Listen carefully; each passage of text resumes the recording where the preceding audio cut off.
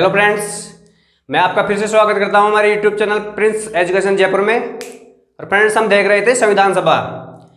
उसमें हमने देखा था कि संविधान सभा के लिए जो कैबिनेट मिशन आया था, उसने संविधान सभा के लिए जो सीटों का बंटवारा किया था और उसी उन्हीं के आधार पर जो चुनाव हुए थे, उससे असंतुष्ट होकर जो मुस्लिम लीग थी उन्होंने प्रत्यक्ष कार्रवाई को अंजाम दिया था, जिसमें उन्होंने बंगाल में बहुत भयंकर बड़े पैमाने पर हिंसा करवाई थी, जो कि पूरे भारत में फैल गई थी। और भारत में जनमानस तैयार हो गया था कि अब भारत हिंदू और मुसलमान एक साथ नहीं रह सकते, इसलिए भारत और पाकिस्तान का निर्माण का मार्ग प्रशस्त हुआ था।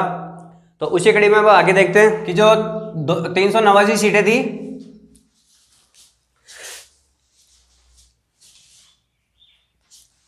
तो 389 सीटें थी, इसमें से जो 292 सीटें थी ये ब्रिटिश प्रांतों से थी, और जो इसमें से जो 4 सीटें थी ये थी अपने चीफ कमिश्नरी प्रांतों से, जिसे हम आज के जो केंद्र शासित प्रदेश होते हैं उनकी तरह मान सकते हैं।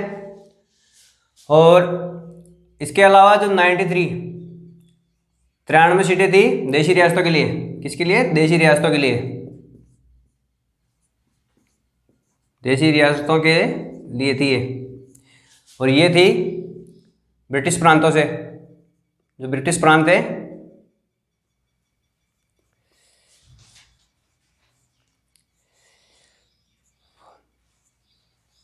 ये ब्रिटिश प्रांतों से थी। और ये 4 सीटें थी चीफ कमिश्नरी क्षेत्रों से। किससे थी? चीफ कमिश्नरी क्षेत्रों से, जो कि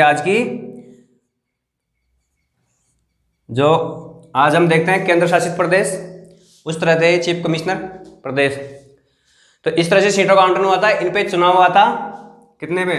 क्योंकि जो 93 देशी रियासतें थी वो कोई निर्णय नहीं ले पाई थी, वो भारत संघ में मिलना नहीं चाहती थी, तो इसीलिए और इनका क्या होना था, और 93 सीटों पर मनोनयन होना था। तो इसके अलावा जो 296 सीटें थी, कितनी? 296। इन सीटों पर चुनाव हुए और उन चुनाव का परिणाम ये रहा कि 208 सीटें कांग्रेस को मिली थी और 73 ये मिली थी मुस्लिम लीग को, और ये मुस्लिम लीग के लिए थी।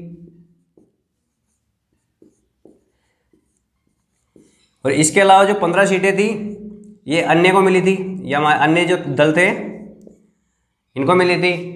तो जो ये सीटें मिली थी और ये इनमें इतना फर्क था कि इसको देखकर मुस्लिम लीग ने सोचा कि भारत में हमारा कोई राजनीतिक भविष्य नहीं होगा, तो हम केवल इनको देखकर जो जिन्ना क्या बोलते हैं कि हमें इस देश में हिंदुओं का गुलाम बन के नहीं रहना है। और जो इन चुनावों का परिणाम रहा, उसमें उस समय के एक विद्वान थे ब्रिटिश, जो कि मैंने आपको पहले बताया, ग्रैनविल ऑस्टिन। उन्होंने कहा था कि ऐसा लग रहा है जैसे संविधान सभा ही कांग्रेस और कांग्रेस ही संविधान सभा हो। और इसके अलावा जो विंस्टन चर्चिल थे उन्होंने कहा था कि ये हिंदुओं की सभा है। तो इनको देखकर मुस्लिम लीग ने क्या किया? बंगाल में प्रत्यक्ष कार्रवाई को अंजाम दिया था, और इस तरह से पूरे भारत में दंगे भड़क गए थे। तो इन्होंने क्या किया था? संविधान सभा का बहिष्कार कर दिया था। तो इसके बाद में जो फिर भारत में कैबिनेट मिशन के माध्यम से क्या हुआ था, जो 2 जून 1947 को माउंटबेटन जो मार्च 1947 में भारत के नए वाइसराय बने लॉर्ड वेवेल की जगह, उन्होंने एक योजना प्रस्तुत की, उसे हम जानते हैं माउंटबेटन योजना के नाम से। इसके बारे में हम पहले पढ़ चुके हैं, माउंटबेटन योजना, जो कि उस दिन जिन्होंने चर्चा की थी ये प्रस्तुत की गई थी 3 जून को। ये 2 जून को इस पर चर्चा हुई थी और ये 3 जून को प्रस्तुत की गई थी। कब? 3 जून 1947 को ये प्रस्तुत की गई थी।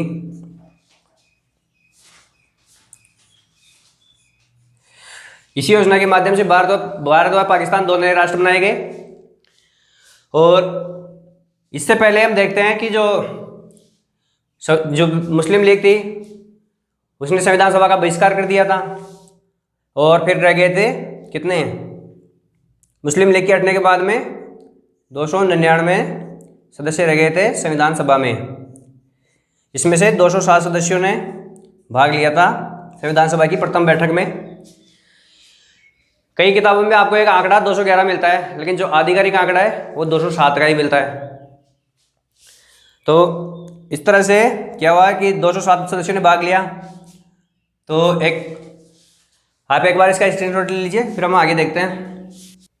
हाँ, तो अब हम देखते हैं कि संविधान सभा की प्रथम बैठक कब हुई। ये हुई थी 9 दिसंबर 1946 को। 9 दिसंबर 1946 को संविधान सभा की प्रथम बैठक हुई थी।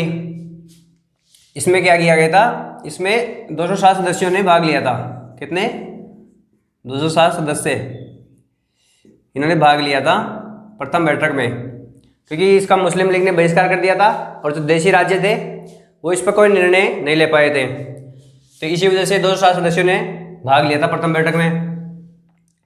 तो ये कब हुई थी? 11 बजे।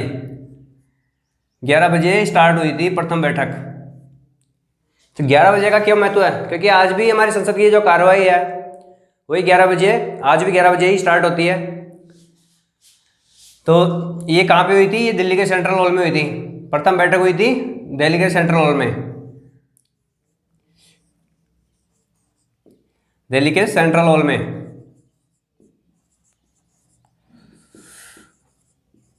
जिसे आज हम सेंट्रल लाइब्रेरी के नाम से जानते हैं। प्रथम बैठक यहाँ पे हुई थी दिल्ली के सेंट्रल हॉल में। तो पहली बैठक में ये हुआ कि जो इसके, क्योंकि इस संविधान सभा का उस समय पहले कोई अध्यक्ष नहीं था, तो इन्होंने सोचा कि हर जगह जहाँ पे भी अगर कोई बैठक होती है या फिर जो असेंबली की बैठक होती है तो उसमें क्या आता है, एक अध्यक्ष चुना जाता है। तो भारत में भी एक संविधान सभा का एक अध्यक्ष चुना जाना जरूरी था।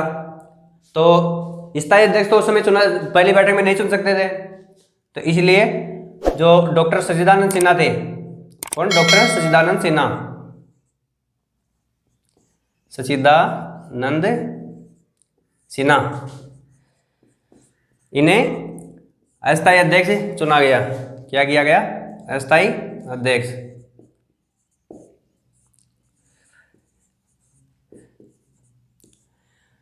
इन्हें अस्थायी अध्यक्ष चुन लिया गया। किसके अनुरोध पर? जो थे doctor JB. Kripalani, doctor JB. Kripalani. Doctor JB. Kripalani थे, ये क्या थे उस समय? कांग्रेस अध्यक्ष थे।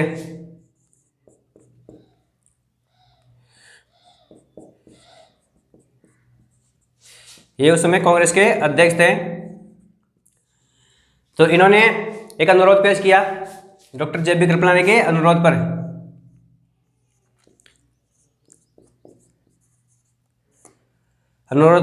एक प्रस्ताव लाया गया जो कि डॉक्टर जे.बी. कृपलानी ने ही प्रस्तुत किया था। इस प्रस्ताव में इन्होंने बताया कि फ्रांस व अन्य दृष्टांतों को ध्यान में रखते हुए हमें संविधान सभा की कार्यवाही प्रारंभ करने के लिए अस्थायी अध्यक्ष की जरूरत है। तो उसे हम जिस संविधान सभा के सबसे बुजुर्ग मेंबर जो कि डॉक्टर सच्चिदानंद सिन्हा है, उनसे मैं अस्थायी अध्यक्ष का पद ग्रहण करने के लिए अनुरोध करता हूँ।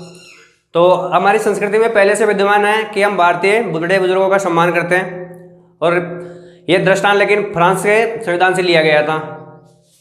तो इस तरह से डॉक्टर सच्चिदानंद सिन्हा को अस्थायी अध्यक्ष के से ज़्यादा हम इसको सभापति बोलना ज़्यादा सही रहेगा, क्योंकि इन्हें पहली बैठक में सभापति बोला गया था और सभापति थे उस समय।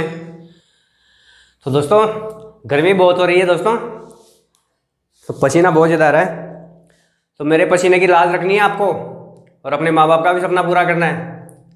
ध्यान रखिए दोस्तों, ऐसे ही मेहनत नहीं कर रहा मैं आपके लिए। अगर पसीना बहा रहा हूँ तो मैं आपसे कुछ चाहता हूँ, आप वीडियो को लाइक और सब्सक्राइब जरूर कीजिए और अपने दोस्तों के साथ ज़रूर शेयर कीजिए।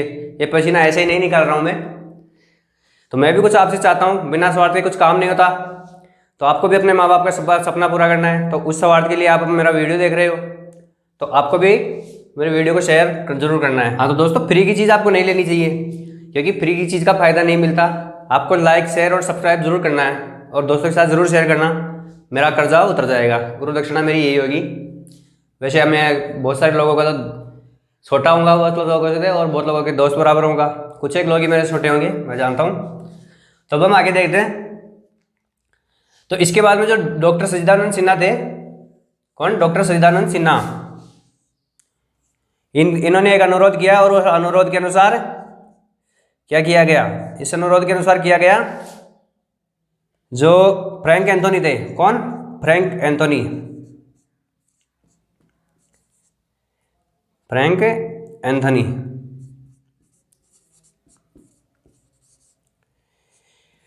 तो फ्रैंक एंथोनी थे जो कि एंग्लो इंडियन समुदाय का प्रतिनिधित्व करते थे संविधान सभा में।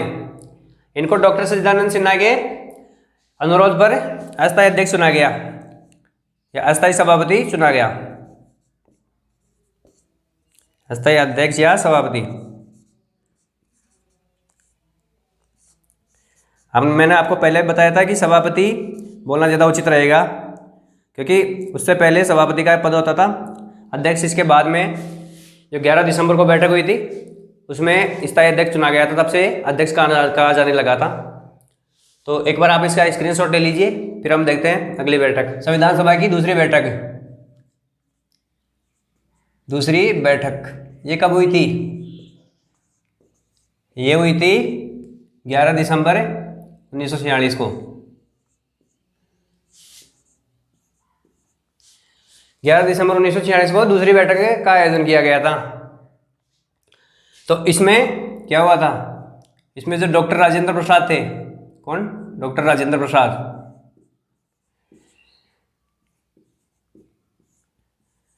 डॉक्टर राजेंद्र प्रसाद, डॉक्टर राजेंद्र प्रसाद को इस दूसरी बैठक में स्थायी अध्यक्ष चुन लिया गया था, निर्विरोध चुना गया था। इनको क्या चुना गया? स्थायी अध्यक्ष।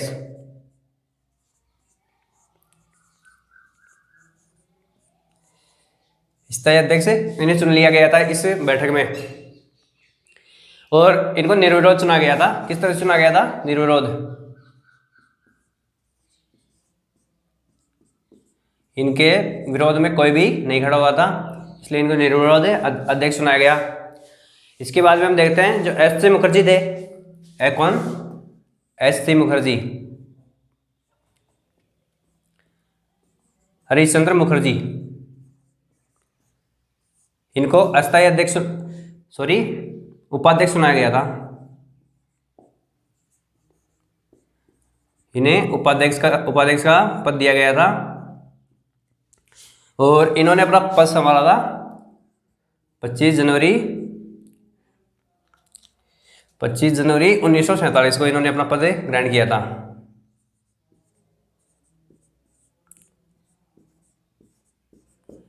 पच्चीस जनवरी 1947 को एस.सी. मुखर्जी ने अपना पद ग्रहण किया था। तो इसके अलावा जो कौन? इसके अलावा थे बी.एन. राव। कौन? बी.एन. राव। बी.एन. राव को संवैधानिक सलाहकार चुना गया था। संवैधानिक सलाहकार। तो बी.एन. राव को संविधान सलाहकार या कॉन्स्टिट्यूशनल एडवाइजर चुना गया था।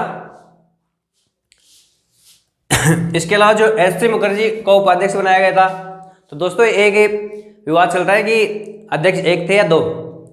तो मैं आपको बताना चाहूँगा कि जो पहली बैठक में फ्रैंक एंथोनी को अस्थायी उपाध्यक्ष या सभापति चुना गया था। उसके बाद में जो 25 जनवरी 1947 को एस.सी. मुखर्जी ने उपाध्यक्ष का पदभार संभाला। तो इसके अलावा जो एक सदस्य थे संविधान सभा के, जिनका नाम था एन.बी. खरे। कौन? एन.बी. खरे। एन.बी. खरे ये कहाँ से थे? अलवर से। मतलब ये देशी रियासतों का प्रतिनिधित्व संविधान सभा में कर रहे थे, क्योंकि अलवर एक रियासत थी। तो एन.बी. खरे ने सुझाव दिया कि हमें देशी रियासतों को प्रतिनिधित्व संविधान सभा में देना चाहिए। तो इसके लिए हमें एक उपाध्यक्ष और एक उपाध्यक्ष का और निर्वाचन करना चाहिए। तो इस तरह से जो वीटी कृष्णमाचारी थे, कौन? वीटी कृष्णमाचारी, वीटी कृष्णमाचारी,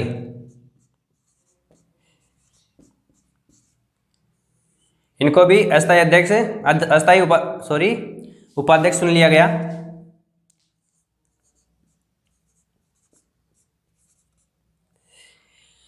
तो एस टी मुखर्जी के साथ साथ जब दोबारा उपचुनाव हुए थे संविधान सभा के लिए, उसके बाद वीटी कृष्णमाचारी को भी अस्थायी अध्यक्ष चुन लिया गया था। तो इस तरह से 2 उपाध्यक्ष थे और इन्होंने एस टी मुखर्जी व वीटी कृष्णमाचारी ने दोबारा से कार्यभार संभाला जुलाई 1947 में इन्होंने अपना कार्यभार संभाला था। कब? जुलाई 1947 में।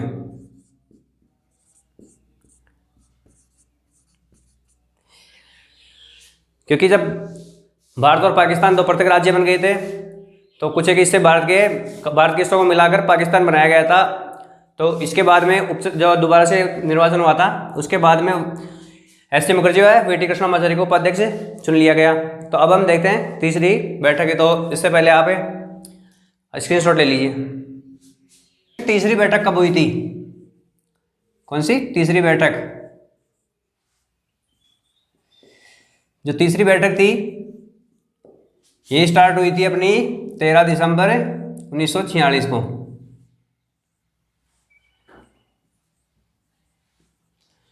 13 दिसंबर 1946 को तीसरी बैठक का आयोजन किया गया था। इसमें क्या हुआ था? जो पंडित नेहरू थे, कौन? पंडित जवाहरलाल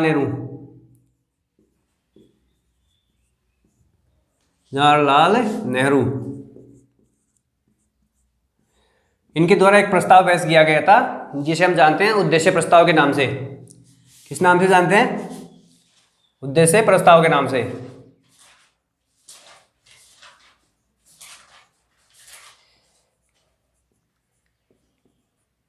उद्देश्य प्रस्ताव के नाम से जानते हैं। इसी प्रस्ताव में बताया, ये प्रस्ताव पेश किया गया था 13 दिसंबर 1946 को। इसकी घोषणा हुई थी, ये पेश किया जाना था 12 दिसंबर की बैठक में, लेकिन हुआ क्या कि कुछ और विषयों पे चर्चा करने की वजह से इसे 13 दिसंबर को पेश किया गया था।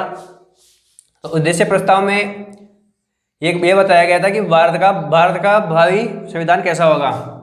तो ये क्या होगा? लोकतांत्रिक।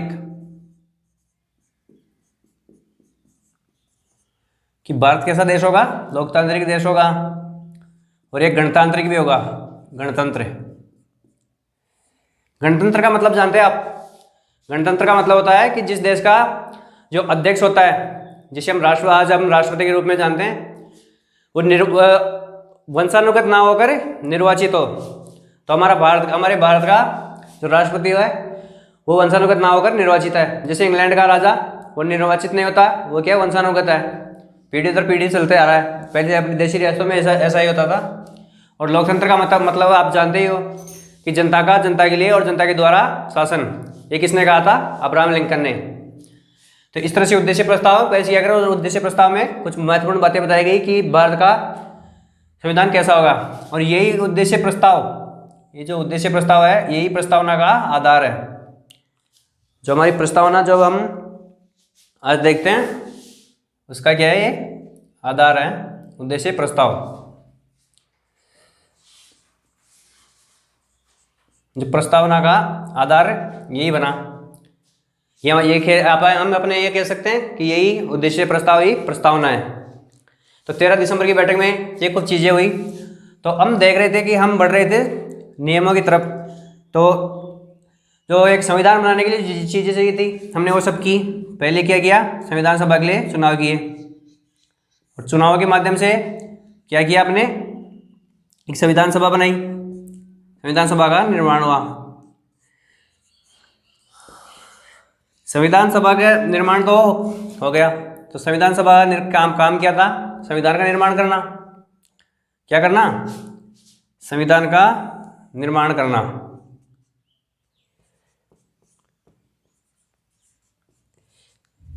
संविधान का निर्माण करना। और संविधान में क्या होते हैं? नियम। क्या होते हैं? नियम होते हैं। और नियमों से क्या होती है, एक व्यवस्था बनती है। तो किसी भी देश को चलाने के लिए क्या चाहिए, एक संविधान चाहिए हमें, और संविधान से क्या बनते हैं, नियम, और नियम से क्या बनती है, एक व्यवस्था। तो संविधान, उसके लिए क्या होता है, एक संविधान सभा होती है जो संविधान का निर्माण करती है। उसके लिए हमने पहले चुनाव किए थे, फिर संविधान सभा का निर्माण हुआ, फिर संविधान का निर्माण हुआ, तो संविधान में कहते हैं नियम, नियमों से एक व्यवस्था बनी। तो व्यवस्था से क्या होता है कि जो हमारा आज हम भारतीय समाज देखते हैं वो इसी व्यवस्था से संचालित होता है। इसी से हमारा भाग्य, कि आज से आपका भाग्य इन्हीं नियमों के अंतर्गत चलेगा, इसी व्यवस्था के अंतर्गत चलेगा। तो इस तरह से अपन एक संविधान की तरफ बढ़ रहे थे। तो इसी कड़ी में आगे देखते हैं हम संविधान सभा की समितियां, कि मुख्य मुख्य समितियों के बारे में हम देखेंगे। तो स्क्रीनशॉट ले लीजिए आप। तो दोस्तों, अब तक हमने देखा कि संविधान सभा की किस किस समय कौन कौन सी बैठकें हुई और उन बैठकों में क्या क्या हुआ। तो अब आज की क्लास को यहीं पे विराम देते हैं, और अब आगे हम संविधान सभा की समितियां और अन्य फैक्ट्स आगे देखेंगे।